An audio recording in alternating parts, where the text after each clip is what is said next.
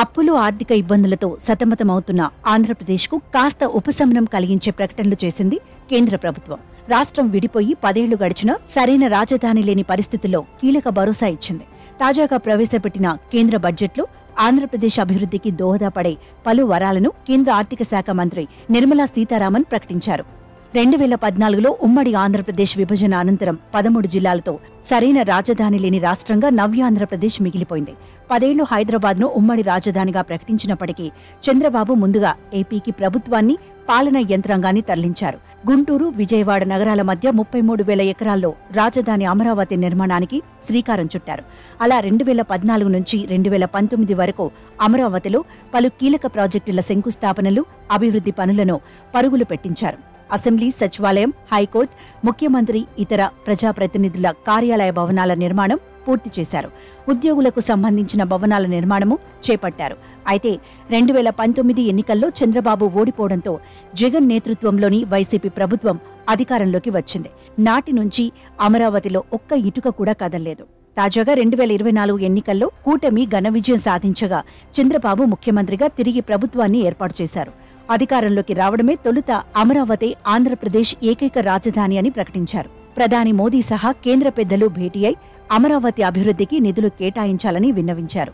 అలాగే రాష్ట్రంలోని వెనుకబడిన ప్రాంతాలతో పాటు ఇతర ప్రాజెక్టులకు నిధులు కేటాయించాలని కోరారు. కేంద్రంలోని మోదీ 3.0 ప్రభుత్వంలో కీలక భాగస్వామి అయిన చంద్రబాబు మాట నెగ్గించుకున్నారు. ఆంధ్రప్రదేశ్ అభివృద్ధికి బడ్జెట్లో కేటాయింపులు జరిగేలా కృషి చేశారు. ఫలితంగా ఆంధ్రప్రదేశ్ రాజధాని అమరావతి అభివృద్ధికి 15,000 కోట్ల ఆర్థిక సాయం అందించనున్నట్లు తాజా బడ్జెట్లో కేంద్ర ఆర్థిక శాఖ మంత్రి నిర్మలా సీతారామన్ ప్రకటించారు. అలాగే అవసరాన్ని బట్టి మరిన్ని నిధులు కేటాయించేలా చర్యలు తీసుకుంటామని హామీ ఇచ్చారు. Andhra Pradesh reorganisation act. Our government has made concerted efforts to fulfill the commitments in Andhra Pradesh Reorganization Act. Recognizing the state's need for a capital, we will facilitate special financial support through multilateral development agencies. In the current financial year, 15,000 crore rupees will be arranged with additional amounts in future years.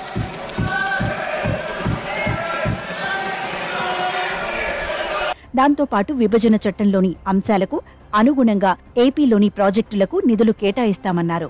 మరోవైపు ఆంధ్రప్రదేశ్ జీవనాడి కొన్నేళ్లు అసంపూర్తిగా ఉన్న పోలవరం ప్రాజెక్టుకు పెద్దపీట వేస్తామని నిర్మలా సీతారామన్ ప్రకటించారు. విభజన చట్టానికి లోబడి వీలైనంత త్వరగా పూర్తి చేసేందుకు పూర్తి సహకారం అందిస్తామన్నారు. సుదీర్ఘకాలంగా కొనసాగుతున్న మరో డిమాండ్ను కూడా పచ్చజెండా ఊపింది.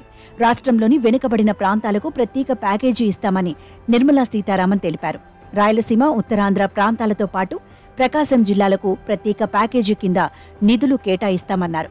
అలాగే ఆంధ్రప్రదేశ్ పునర్వ్యవస్థీకరణ చట్టం ప్రకారం రాష్ట్రంలో పారిశ్రామిక ప్రగతికి ప్రత్యేక సహకారం అందిస్తామని కేంద్ర ఆర్థిక శాఖ మంత్రి నిర్మలా సీతారామన్ వెల్లడించారు.